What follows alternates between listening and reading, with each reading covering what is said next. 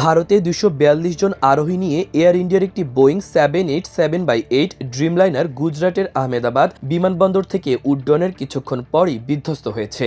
বিমানটি লন্ডন যাচ্ছিল বলে জানিয়েছে সংবাদ মাধ্যম এনডিটিভি। এনডিটিভির প্রতিবেদনে বলা হয়েছে, আহমেদাবাদ বিমানবন্দর থেকে ২৪২ আরোহীকে নিয়ে এয়ার ইন্ডিয়ার ওই বিমান যুক্তরাজ্যের রাজধানী লন্ডনের উদ্দেশ্যে যাত্রা শুরু করেছিল। বৃহস্পতিবার দুপুর ১টা থেকে ২টার মধ্যে বিমানটি বিধ্বস্ত হয়। এতে বহু হতাহতের আশঙ্কা করা হচ্ছে। অন্যদিকে ভারতীয় সংবাদ মাধ্যম ইন্ডিয়া টুডে জানিয়েছে, উড্ডয়নের পরপরই দুর্ঘটনার কবলে পড়েছে বোয়িং 787/8 ড্রিমলাইনার বিমানটি।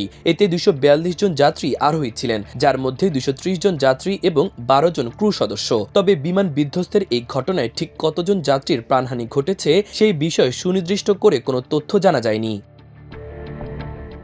এতে আরও বলা হয়, যেখানে বিমানটি বিধ্বস্ত হয়েছে সেটি আবাসিক এলাকা বলে ধারণা করা হচ্ছে। ওই এলাকার সব রাস্তা বন্ধ করে দেওয়া হয়েছে। বিমানটি যেখানে বিধ্বস্ত হয়েছে সেখান থেকে ধোঁয়া বের হতে দেখা গেছে। দুর্ঘটনার পর জরুরি পরিষেবাগুলো ঘটনাস্থলে ছুটে যায়। বিমানবন্দরে সারি সারি অ্যাম্বুলেন্স দাঁড়িয়ে থাকতে দেখা যায়। এই সময় আহতদের উদ্ধার করে স্ট্রেচারে করে অ্যাম্বুলেন্সে নেওয়া হয়। স্থানীয় একজন কর্মকর্তা বলেছেন, কয়েকজন যাত্রীকে গুরুতর আহত অবস্থায় উদ্ধারের পর স্থানীয় বিভিন্ন হাসপাতালে পাঠানো হয়েছে। মাল্টিমিডিয়া ডেস্ক, আমার দেশ।